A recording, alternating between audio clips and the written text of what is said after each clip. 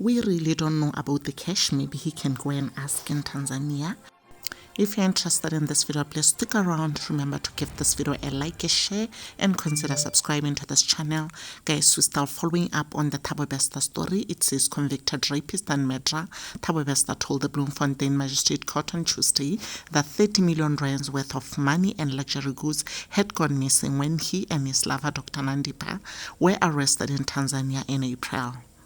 However, South African Police Station National Commissioner Fanny Masemola has rubbished the claims on Saturday. He said police are only in possession of 2 cell phones and a laptop that were confiscated from the couple at Lanseria Airport in Johannesburg. On arrival at Lanseria Airport, police confiscated 2 cell phones and a laptop. That's what we know and what we're aware of. That was the only property that was given to us by the Department of Home Affairs on Besta's arrival in Lanseria, Masemola added.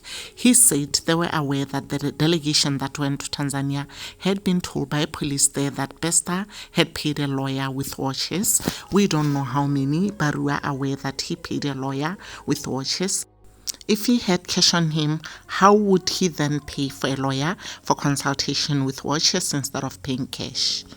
As we all are aware, guys, the couple fled SA after news broke that Besta had not died in a fire in his cell in May 2022, and that he's been living outside the prison with Magudumana and his children in Hyde Park, Johannesburg. On Tuesday, Besta and Magudumana reunited at court for the first time since their arrests made headlines in April. That's when, during the court proceedings, Besta's penchant for the finer things became more apparent. That his lawyer claimed that money and goods worth over 30 million rands had gone missing when law enforcement officers arrested him and Dr. Nandipa. The list of items includes 6 watches worth over 2.5 million each, dwarfed the costs of the t-shirt and sweater significantly. If his claims are accurate, Besta had movable assets worth more than 30 million rands on him, depending on the rand exchange rate with various currencies. Many of these items, like rental properties and vehicles, would probably have been acquired during the year he was out of prison. However, Besta had also allegedly run several scams from prison. He had been accused of a number of dodgy deals, including a Glizzy Women in Media scam event on 13 June 2018, which included high society celebrities and media, organized by his fake 21st Century Media company.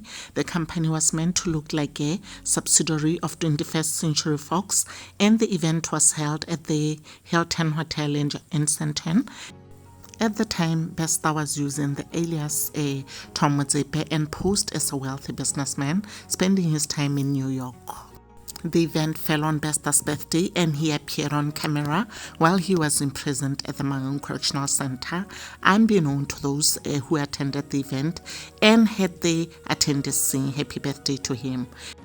The event was meant to have Oprah and Halle Berry as guest speakers, with tickets costing 1,250 rands each. The celebrities never appeared. News 24 previously spoke with women who had met Tom Motsepe online and even visited him in prison. Many are well-known personalities and spoke on condition they remained anonymous. One woman said she had given Motsepe 17 million rands towards the media company and the event, money she did not recover. Another well-known celebrity said she gave Motsepe 10 million rands towards his business endeavors. News 24 also previously spoke to several women who visited Tom Motsepe in prison. All have the same story.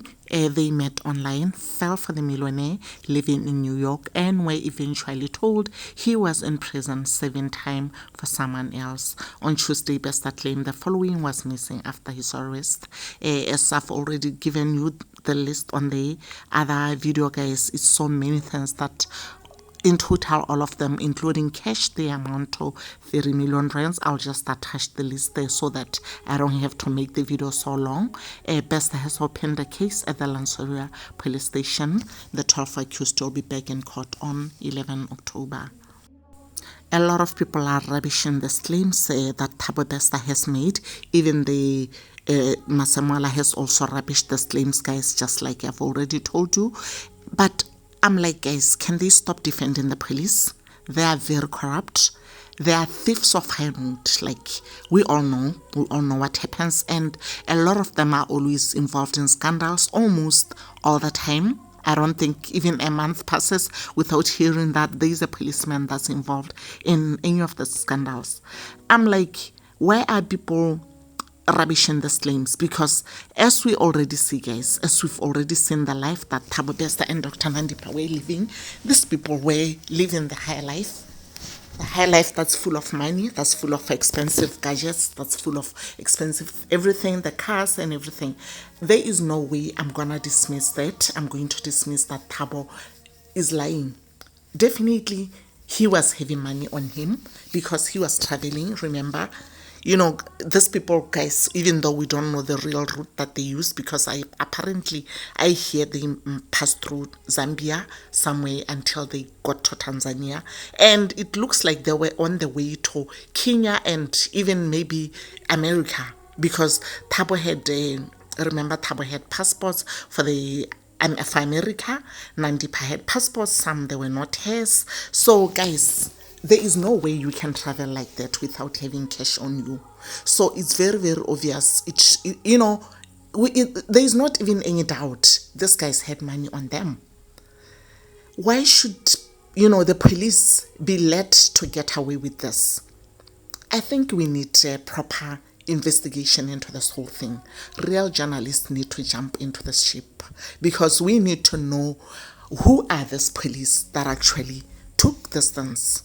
Because, yes, we know Thabo is also wrong. We know Thabo is already in. He's saving his time and he's still going to answer to his scams, to everything that he did.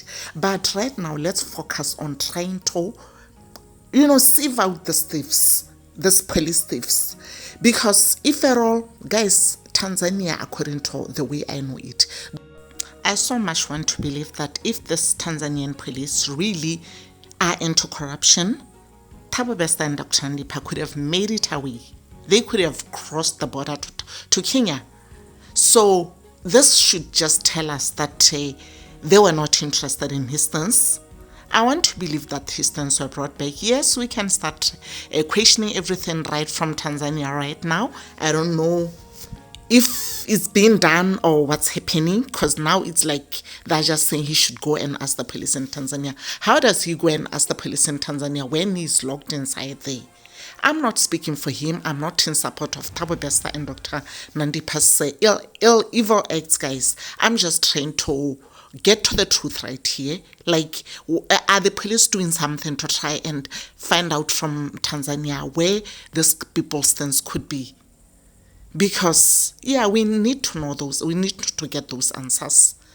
Because definitely they were traveling, they were in touch with the world, they had those laptops, they had the cell phones, they were most probably using different cell phones to try and, find ways to understand what's trending at that time, And it's highly, highly unlikely that they could have been traveling with the same currency. They wanted to have the money from all countries that they knew they were going to pass through.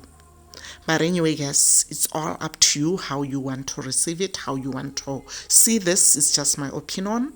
I just thought, let me just try and, touch on that one, because it's like people are just dwelling on the fact that Thabo, where did he get the money? Thabo, how come you're a criminal and you are? Yes, even myself, I asked the same question. Why should he be trying to be following up on where his things are? But at the same time, again, we really want to expose this police, this corrupt policeman who actually still a criminal stance. If there's anything that I can tell you is that in Tanzania, people there, honestly, they don't entertain like thieving. They don't entertain stealing. I don't think they could have stolen those things. They are as straight as a ruler, guys. As we all know, they are like Muslims, a lot of them. And you know how Muslims are like when it comes to stealing. So, guys, I think it's so disappointing to see a police commissioner also denying this. Because now, are we even gonna have like a way forward?